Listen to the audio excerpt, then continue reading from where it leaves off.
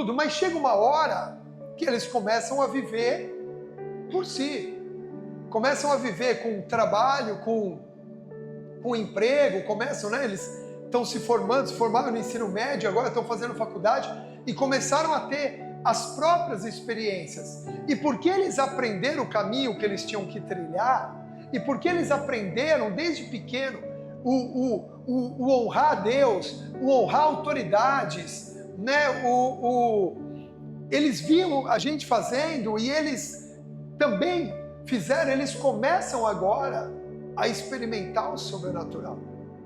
Os dois, recém-formados no ensino médio e começando a vida profissional deles, eles estão vivendo experiências extraordinárias. Até comentei na célula, a gente já compartilhou, mas o Natan, ele arrumou um estágio na Secretaria de Educação aqui em Americana, antes de começar a faculdade. No primeiro dia de faculdade, ele chegou com o papel do estágio. Ninguém pega estagiário no primeiro semestre. Você vai pegar no terceiro, no quarto, quando a pessoa já entendeu que aquele é o curso. Você corre um risco quando você pega um estagiário no primeiro semestre e a pessoa desiste do curso. E Deus abriu essa porta. E está lá estagiando, né? 6 horas por dia, com valor suficiente para pagar a faculdade dele, para honrar os compromissos dele. O Rubem veio trabalhando como jovem aprendiz e encerra agora o contrato. Daqui a 4 meses encerra o contrato de jovem aprendiz. Aí, o lugar onde ele trabalha fez uma proposta para ele, para efetivá-lo. E essa proposta era praticamente 2 vezes o salário que ele estava como jovem aprendiz. Só que tinha que trabalhar os domingos. Trabalhava 3 domingos e folgava 1. Ele declinou. Ele falou, desculpa, mas não é para mim. Por quê? Porque domingo é o dia que eu louvo o Senhor. O que poderia acontecer? Esses crentes. Mas não, queridos, quando você é convicto, Deus se move. Sabe o que aconteceu? Recebeu uma segunda proposta semana passada. Do mesmo lugar, com um salário 2,5 vezes e para trabalhar só de segunda a sábado e sábado até meio-dia. Aí cabe a ele aceitar ou não. Se ele falar, não, sábado eu também não quero, eu estou brincando. Mas para você perceber o que é posicionamento. De fé quando você semeia, de confiança quando você diz, não, esse dia é do Senhor na minha vida. Deus vai mover na tua direção. Cuidado, porque as propostas do mundo também vêm. As ofertas do mundo também vêm. E a gente precisa tomar cuidado com isso. Então, queridos, eu louvo a Deus, porque aqui a gente jamais vai incitar ninguém a entregar alguma coisa, mas a gente vai ensinar que existem princípios e uma vez praticados, eles abrem caminhos de plenitude nas nossas vidas em nome de Jesus. Amém? Ser pleno, ser próspero é muito mais do que ganhar dinheiro.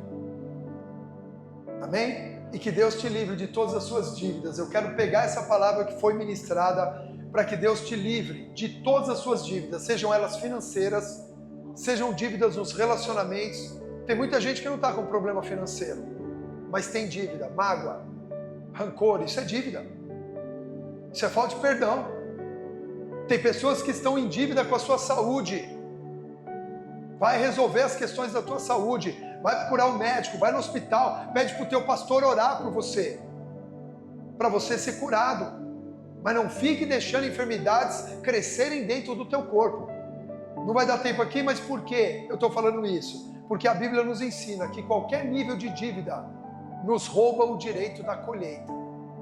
Seja uma dívida financeira, seja uma dívida pessoal, seja uma dívida de perdão, seja uma dívida com a sua saúde, tudo aquilo que a gente não administra bem nos impede de colher.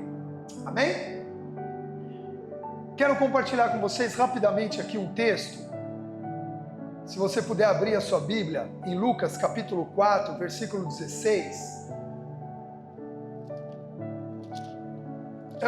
O texto assim, ele é muito interessante e a palavra ela é muito objetiva, porque eu quero, junto com você, investir agora esse tempo na ceia do Senhor. Inclusive quero dar boas-vindas também àqueles que estão nos assistindo agora pelo canal do YouTube. Você não esteve aqui presencialmente, mas essa palavra também está alcançando a sua vida. E eu quero te convidar para que você possa estar pessoalmente aqui conosco também, nos próximos cultos.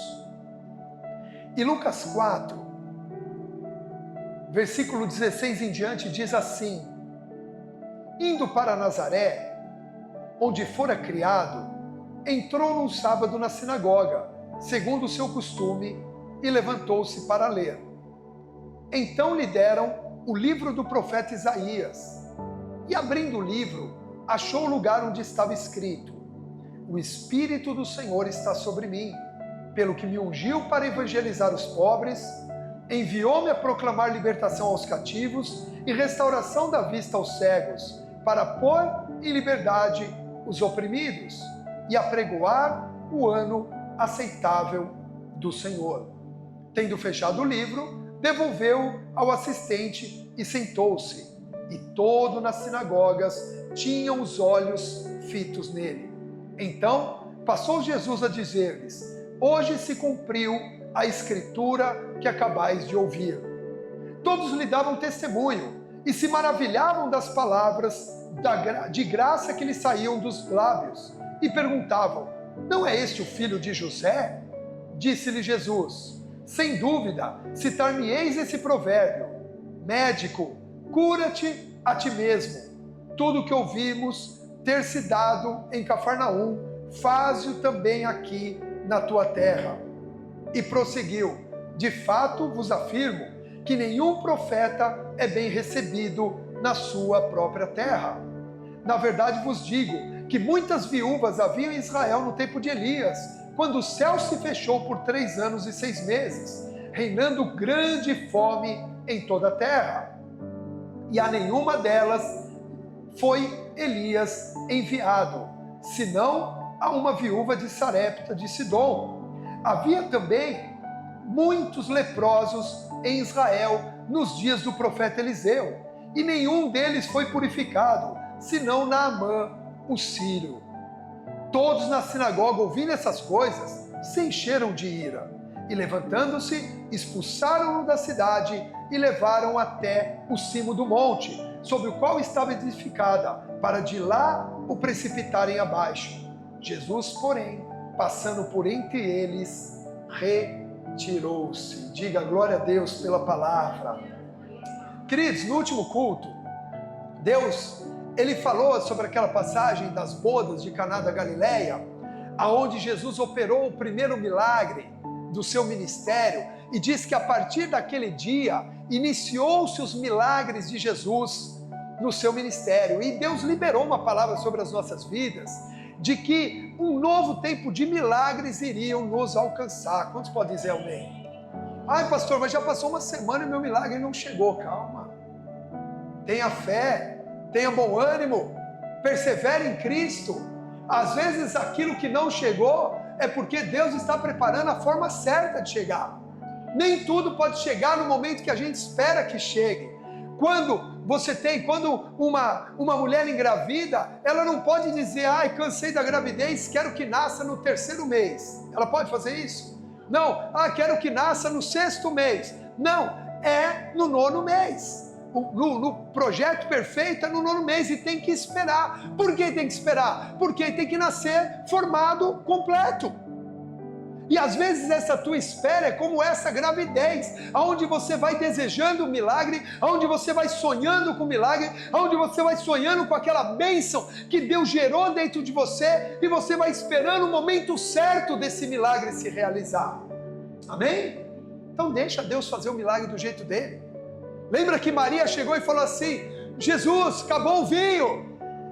E a resposta de Jesus foi: ei, que tenho eu contigo? Por que você está perguntando para mim? Não é chegada a minha hora. Na verdade ele estava dizendo: calma, vai ter muitos milagres. Deixa eu fazer do meu jeito. E foi Jesus que falou: olha, usem as talhas de água, usem, leva agora ao mestre-sala. Ou seja, é Jesus que conduz a forma do milagre acontecer. Você deve crer no milagre, mas é Jesus quem conduz a forma correta para que o milagre aconteça. Amém? E aí o milagre aconteceu, iniciou-se um tempo de milagre, e aí a história diz que ele sai daquele lugar de Caná da Galileia, volta para Cafarnaum, que era onde ele morava, ele tinha uma casa à beira-mar, e dali ele vai para Nazaré. Onde era? O que era Nazaré na vida de Jesus? Era o seu passado. Era o passado na vida de Jesus. Jesus cresceu em Nazaré. Tanto que ele foi morar em Nazaré com seus pais, para que se cumprisse a palavra que diz, ele seria chamado Nazareno. Tanto que quando ele foi crucificado, o que colocaram em cima da cabeça dele? Jesus Nazareno, o rei dos judeus. Ele era conhecido como Nazareno. E aí ele vai para Nazaré. É mais ou menos parecido quando você se converte. A primeira coisa que você quer fazer é compartilhar com quem? Com a tua família. É ou não é?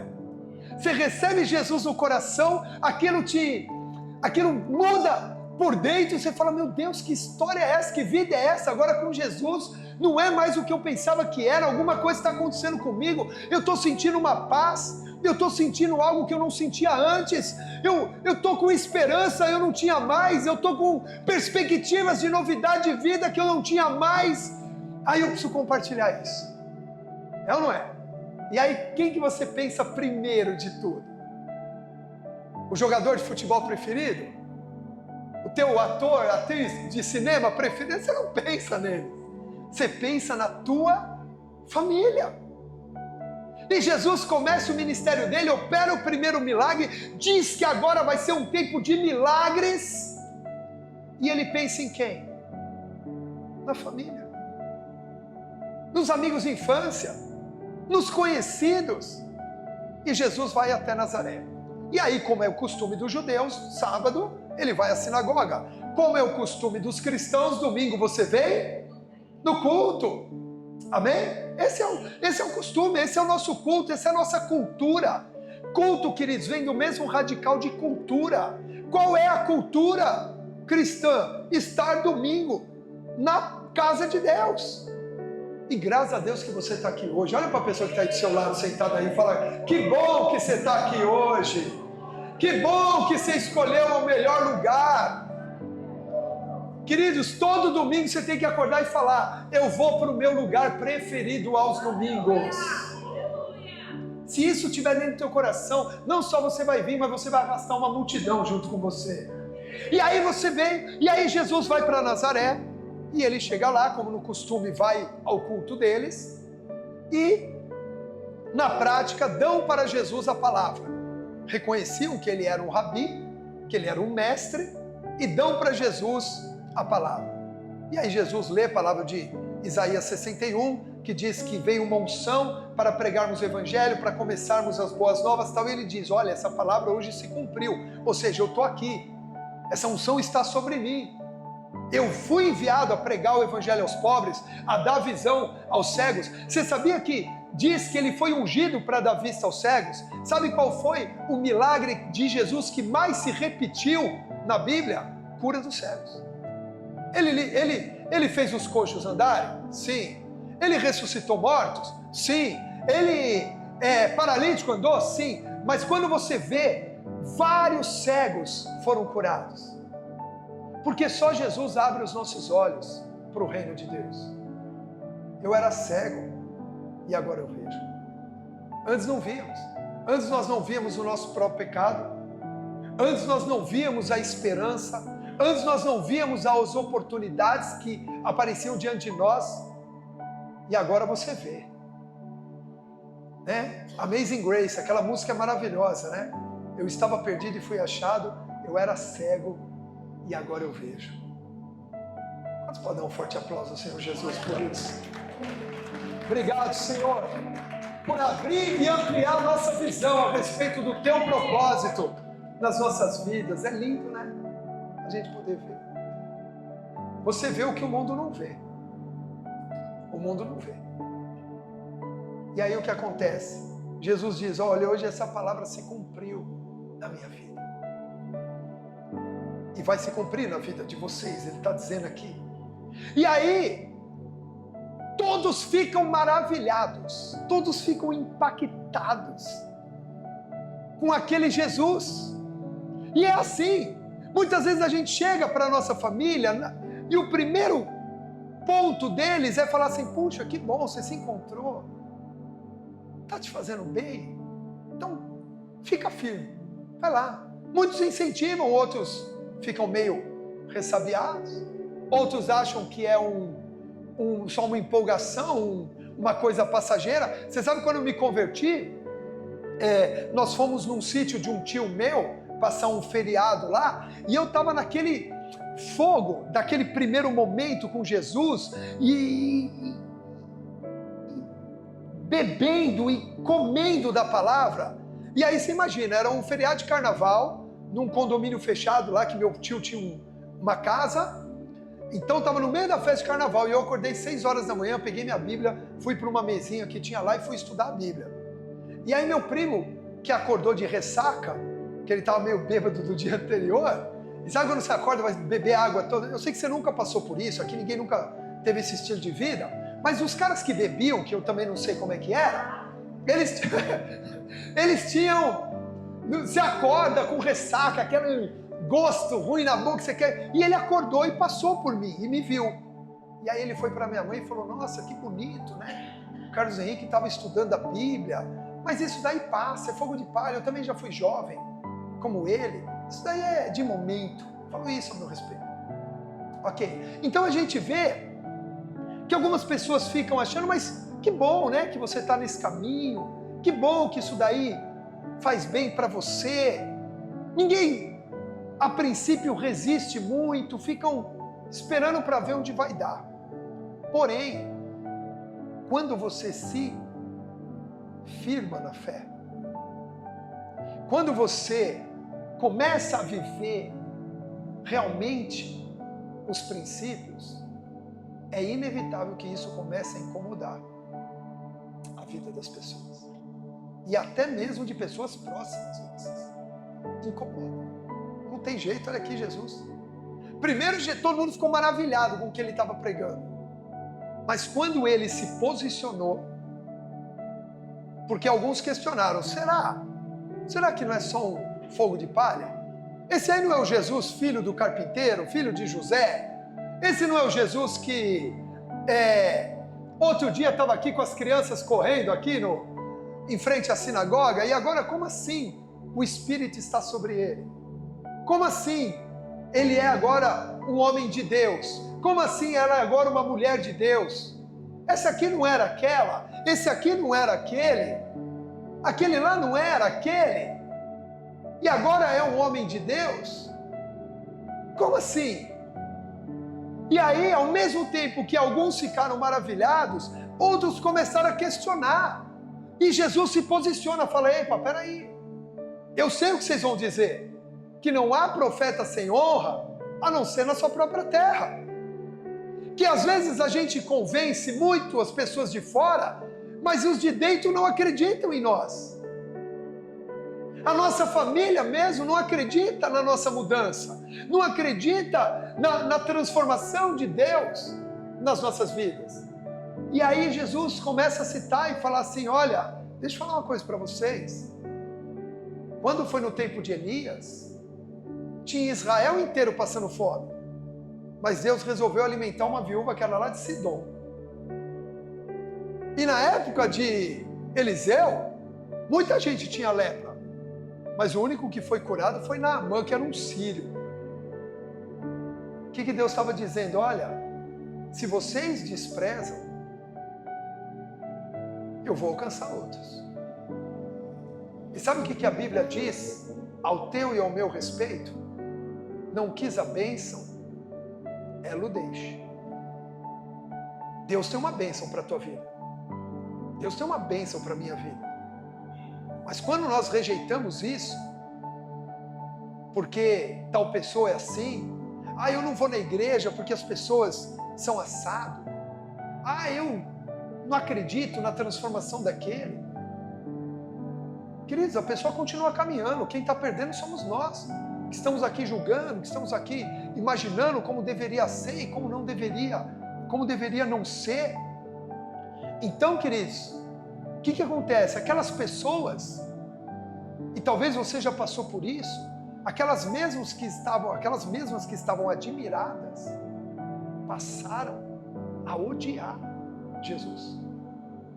As mesmas que estavam impactadas com as palavras se iraram contra Jesus num período de um culto. Olha que loucura. Ficaram a ponto de quererem pegar Jesus, levarem até o precipício e jogarem ele para baixo. Tentaram matar Jesus. Tentaram matar o verbo, a palavra. Mas eu quero te dizer, tudo nesse mundo vai passar, mas a palavra vai permanecer para sempre. Então se agarra naquilo que é eterno, não naquilo que é passageiro. Querido, sua família é uma bênção, diga amém. Mas vai passar. Queridos, o dinheiro bem aplicado é uma bênção, diga amém. Mas vai passar. Tem hora que tem hora que não tem. A única coisa que permanece é a palavra. A única coisa que não tem como matar é a palavra. Mas quem despreza a palavra fica sem ela. Quem despreza o ensino, a Bíblia chama de insensato. Fala assim, não despreze o ensino, porque isso é insensatez. E chegaram para Jesus e falaram assim, vamos lançá-lo por terra agora. Vamos. Agora duas coisas importantes que eu quero compartilhar aqui para a gente encerrar esse momento, porque tem uma ceia e tem algo extraordinário para você viver aqui hoje, queridos. Primeiro, você não vê Jesus discutindo com nenhum deles. Não é verdade? O texto mostra. Ele pregou, as pessoas ficaram iradas, quiseram expulsar ele de lá, arrastaram ele até a ponta do precipício. Você não vê Jesus entrando em contenda, brigando, querendo provar alguma coisa, querendo dizer que eles estavam errados, querendo dizer que ele era o Messias, que ele era o Filho de Deus. Não. Deixa eu te falar uma coisa, brigas e contendas não convencem ninguém. Quantos querem ter sabedoria de Deus na sua vida? Então deixa eu te falar uma coisa, elimine as brigas na sua vida, porque briga rouba a sabedoria.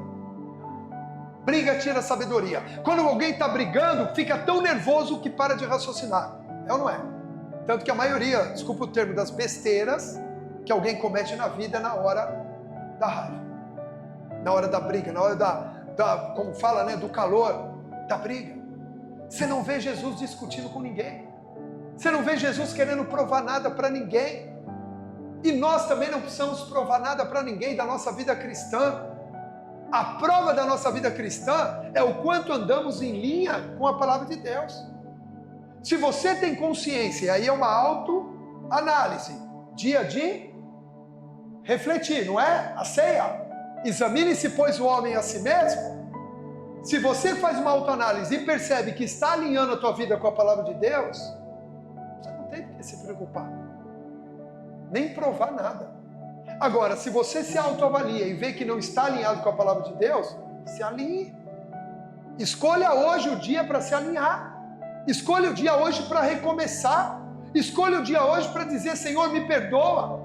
Eu estava fazendo do meu jeito, mas eu percebi mais uma vez que eu estou perdendo meu tempo.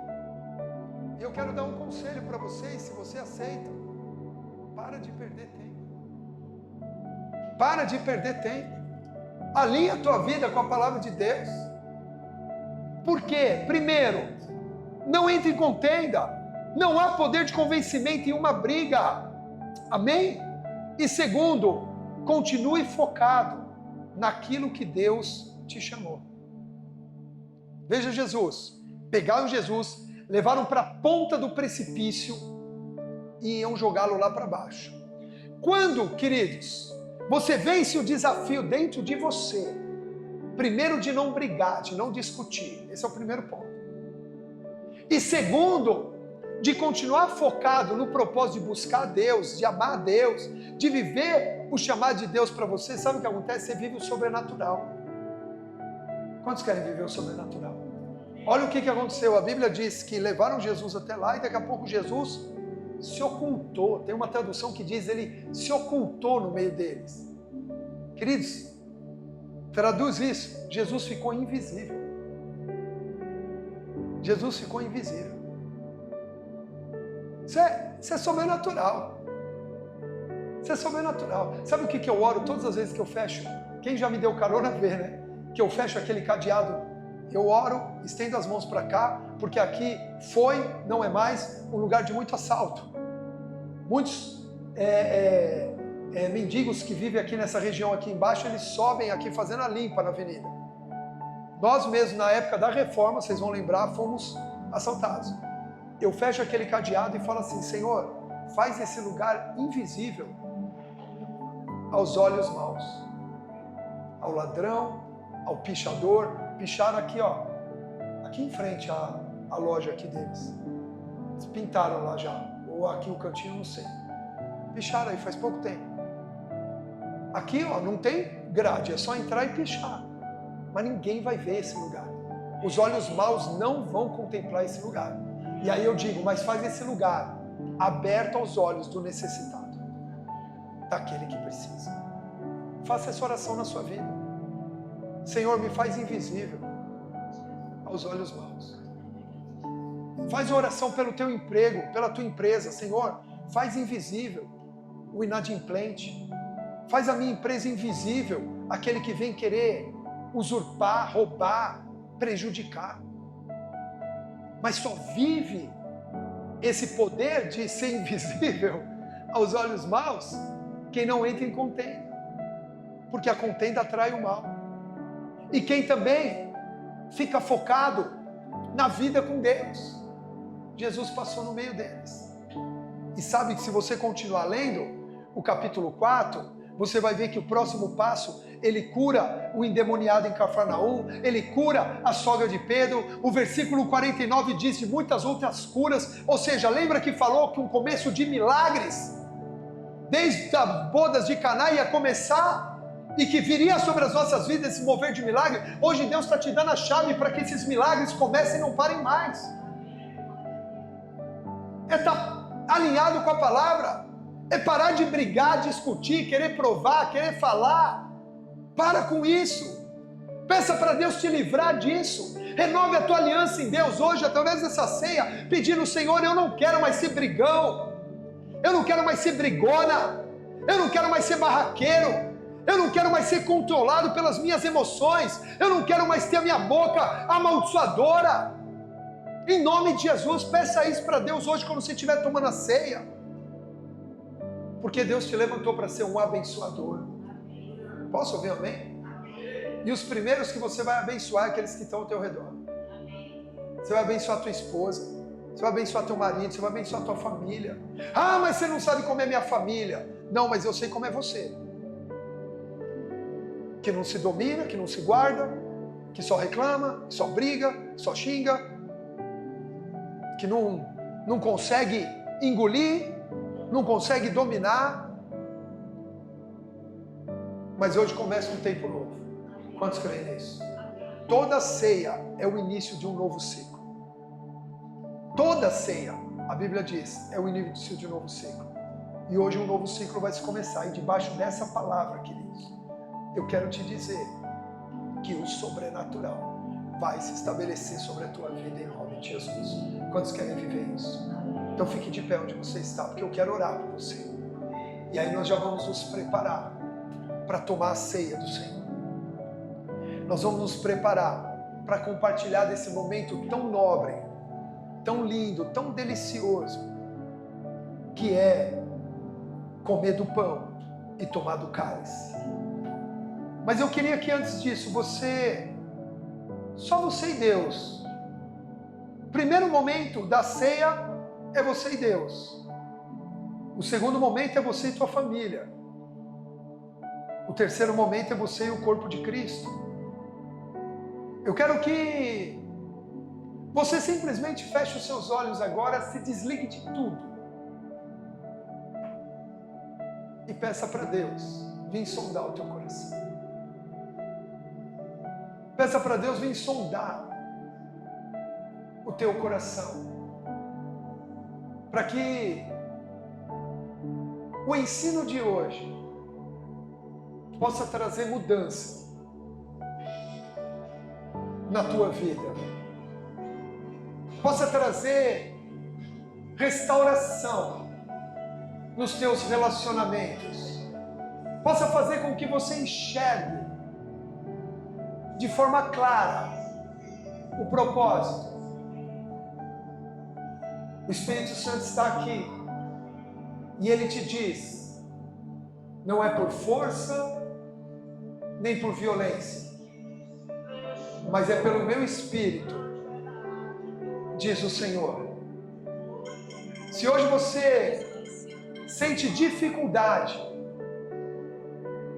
de se dominar, de não brigar, de não discutir, e está sempre levantando a voz, está sempre liberando palavras duras, está sempre falando de forma agressiva, hoje Deus te chama à presença dEle e diz: meu filho, eu nunca fui agressivo contigo, eu simplesmente te perdoei, e eu suportei os teus pecados, e eu suportei suas falhas, e eu suportei as suas afrontas, porque eu te amo. Jesus, na cruz do Calvário, suportou tudo que existia de mal em nós, para que nós fôssemos reconciliados com Ele. Sabe o que acontece quando você suporta um pouquinho? Você reconcilia pessoas com você. Sabe o que acontece quando você não suporta nada? Você afasta as pessoas de você. E hoje eu vejo muitas famílias que moram juntos, mas vivem distantes. Eu vejo muitos pais e filhos que moram juntos, mas vivem distantes. Eu vejo muitos casais que moram juntos, mas vivem distantes.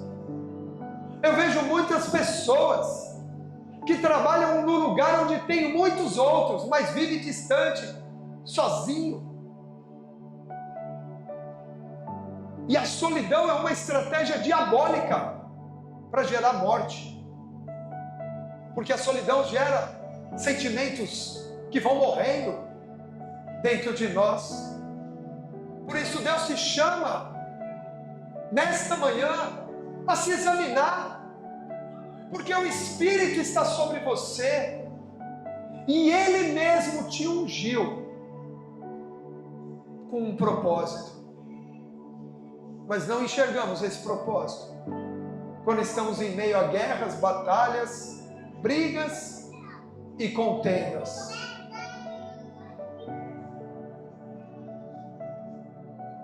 A presença do Espírito nesse lugar, sondando os nossos corações, nos levará ao convencimento do pecado, da justiça e do juízo. E um novo tempo, um tempo de milagres, um tempo do sobrenatural se estabelece. Você se tornará invisível aos olhos maus. Quantos creem nisso? Você se tornará invisível ao homem mau. Invisível àquele que foca no seu prejuízo, na sua dor, na sua angústia. Hoje Deus te fará invisível àqueles que se levantam contra a tua fé. E Deus te fará visível àqueles que precisam de você.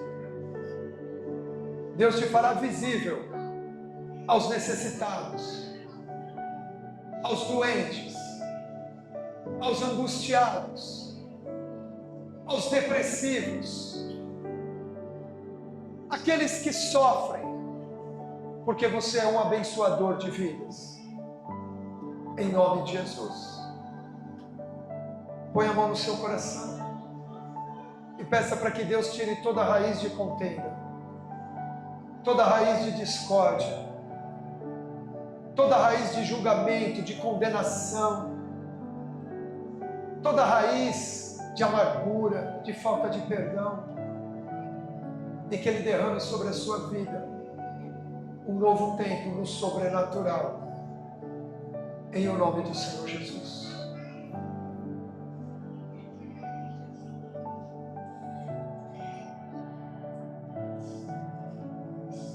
A Bíblia diz: examine-se, pois, o homem a si mesmo, e então coma do pão e beba do cálice. Nós não podemos entrar nessa ceia de qualquer jeito. Nós não podemos participar desse momento de qualquer jeito. Tem que haver um temor nos nossos corações, uma reverência diante do Eterno, porque Ele se entregou. Ele entregou sua própria vida. Ele deu o que tinha de mais precioso.